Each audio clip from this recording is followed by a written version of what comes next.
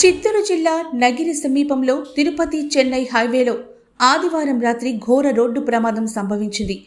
ఈ దుర్ఘటనలో 4 ప్రాణాలు కోల్పోగా 14 మంది తీవ్రంగా గాయపడ్డారు.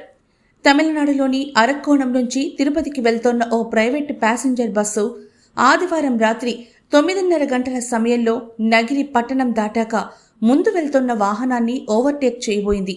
అదే సమయంలో ఎదురుగా లారీ రావడంతో డ్రైవర్ బస్సును ఎడమవైపుకు తిప్పడంతో లారీ దాని మధ్యలో ఇరుక్కుని వేగంగా ఢీకొట్టింది.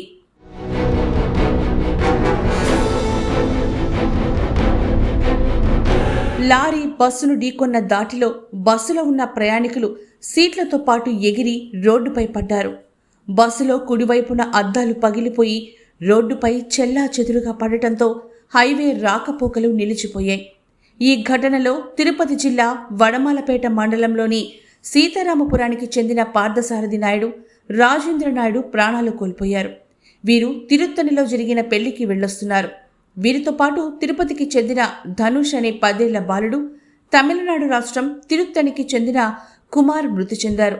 ఈ ప్రమాదంపై సమాచారం అందిన వెంటనే పోలీసులు అక్కడికి చేరుకొని సహాయక చర్యలు చేపట్టారు.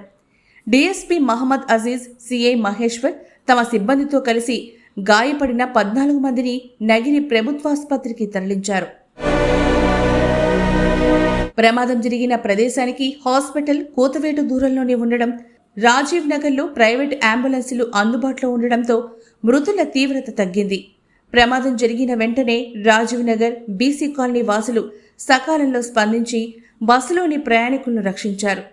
ప్రమాదానికి కారణమైన లారీతో పాటు డ్రైవర్ కూడా పరారైనట్లు పోలీసులు తెలిపారు. మరోవైపు ఈ ఘటనలో చనిపోయిన రాజేంద్ర నాయుడు, పార్థసారథి నాయుడు తెలుగుదేశం పార్టీలో క్రియాశీలకంగా ఉన్నారు. ఆదివారం ఉదయమే తమ గ్రామం తరపున అమరావతి నిర్మాణానికి విరాళాన్ని ఎమ్మెల్యే గాలి భానుప్రకాష్ను కలిసి అందజేశారు. ఆ తర్వాత తిరుత్తణిలో బంధువుల ఇంట్లో వివాహానికి హాజరై తిరిగొస్తూ చనిపోయారు.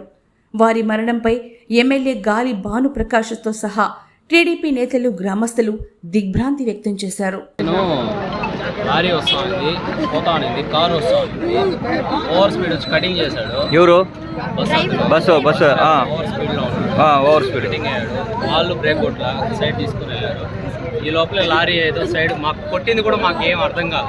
ఏ బండి కొట్టింది తెలియదు, ఏ బండి కొట్టింది కూడా తెలియదు. ఫ్యాషన్ ఆఫ్ సెకండ్స్ లో వచ్చి పడిపోయింది. చాలా డ్యామేజ్,